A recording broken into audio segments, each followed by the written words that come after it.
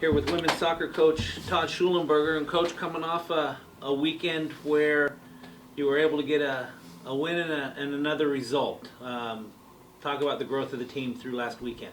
Well, we came to the conclusion the ball can go back, can get on the back of the net and not hit the crossbar every single time. But first of all, Thursday night with Oregon State, we had a little bit of a goalkeeper communication error with the ball that was served in the box. They served it in, and they got an early goal on us. And again, we're finding ourselves, trailing and coming back in a game.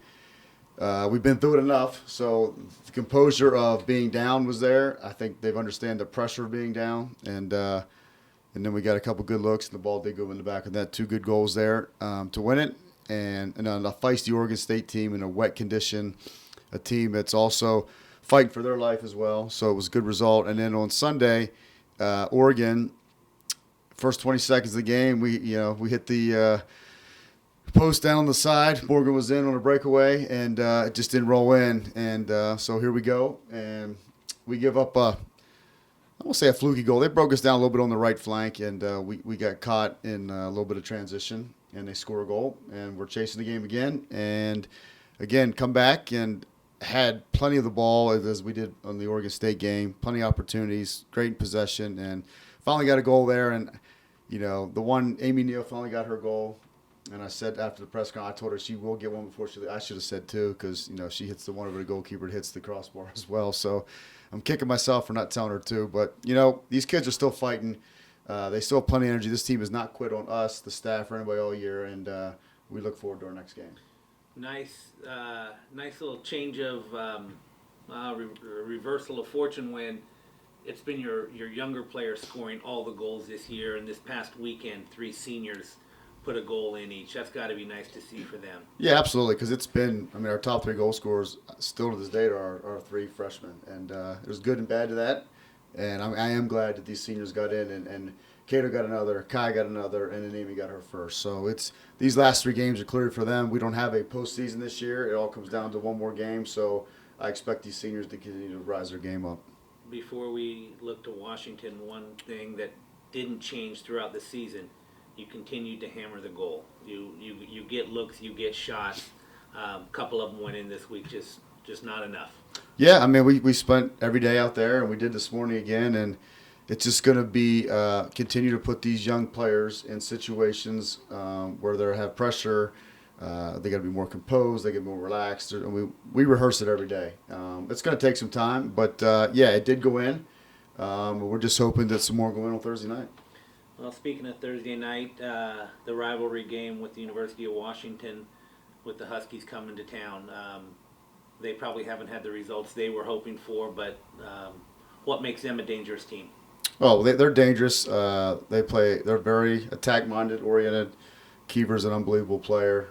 They got a very good midfield group, and they score goals. They've had an up and down year as well. They've had some injuries and some players that aren't playing. So, but they're still fighting. They beat Oregon on Thursday and then turned around and lost to Oregon State on Sunday. So it'll be another great game. It'll be another close game, just like every Pac-12 game we're in. So Washington will be ready, but Woodcliff will be ready too.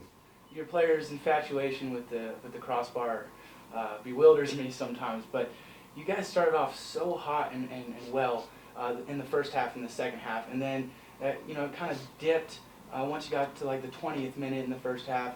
Talk about how your players need to keep composure the full 90 minutes, because in the game against Oregon, you guys started off really well in each half. Yeah, I think it sort of sucks the air out of them when they have the opportunities that continue to not lead to a goal. They've got to get over that. They've got to get over the fact whether they're trailing or if they've missed opportunities. Every day we'll put them in a situation where first goal wins the day of the practice or whatever. So that's still going to be our mindset, is score the first goal, and score the last goal. We've been scoring the last goal. Unfortunately, we haven't been scoring the first goal. So we've got to stay in the moment the whole time. We've got to stay relaxed. We've got to keep pushing and put our foot to the pedal and keep going. Midfielder Kayleana Johnson, when I watch her play, she kind of reminds me of Michael Bradley. I don't know if you see the similarity there, but she's the captain of the midfield. She gets back defensively and offensively. Talk about how big of a loss it's going to be losing Kayleana.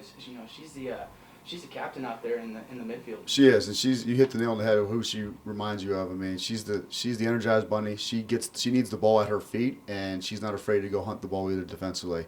I mean, the smallest kid in the field might be the toughest kid on the field, and she's not just tough between the ears. She can play soccer, as you know, and she can get forward.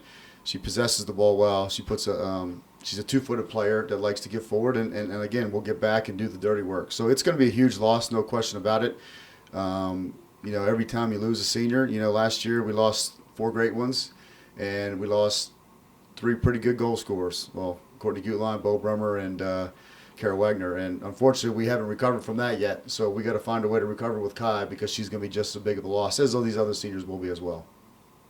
But you have to be so happy to see Morgan Weaver, Alicia Oberlin step up. I mean, it's so fun to watch Morgan Weaver play. She's all over the place. She just brings an energy to the field that, you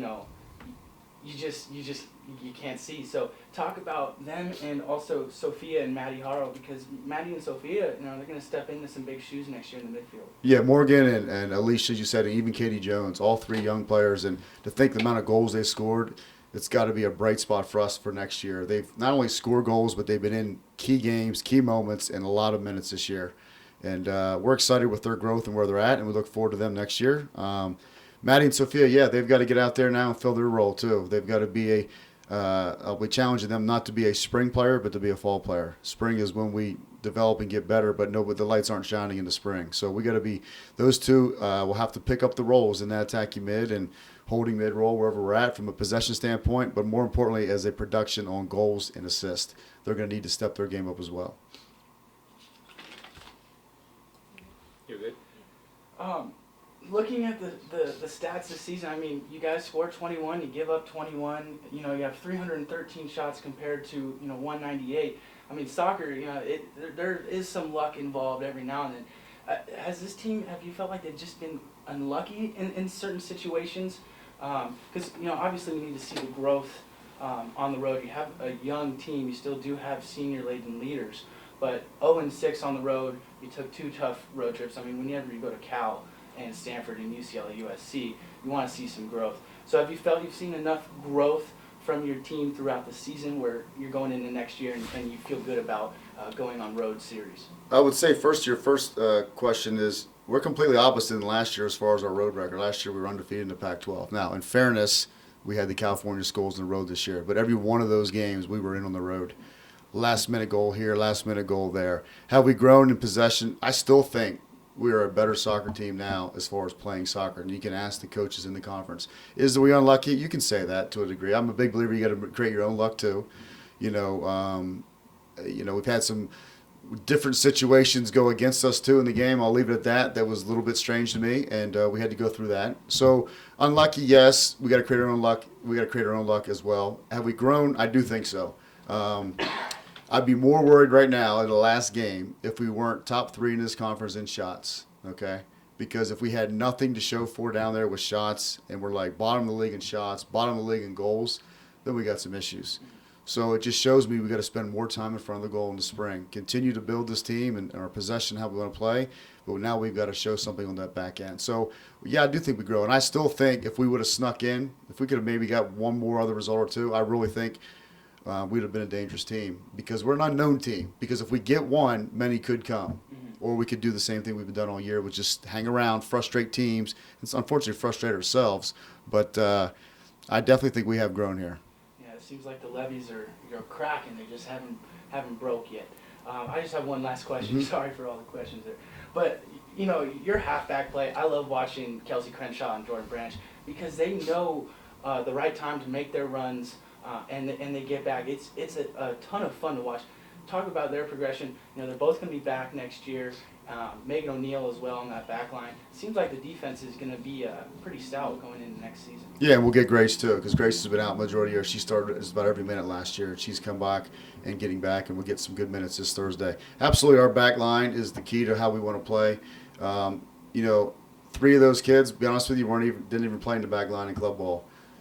Crenshaw and Branch were attacking mids and forwards, and Megan O'Neill was a holding mid. So we've had to do some patchwork based on the hand I've been dealt, and they have really strived for this. I mean, Crenshaw when I first got here, was basically on the reserve team, you'd say. And then now she's played just about every minute, every game. Branch as well. And Branch has grown a lot from a leadership standpoint. So is Megan and so is Crenshaw. We'll be looking to those older kids who are more mature now, who have played just about every game the 2 years I've been here now, which will help the future. And we're definitely excited where they're going for sure.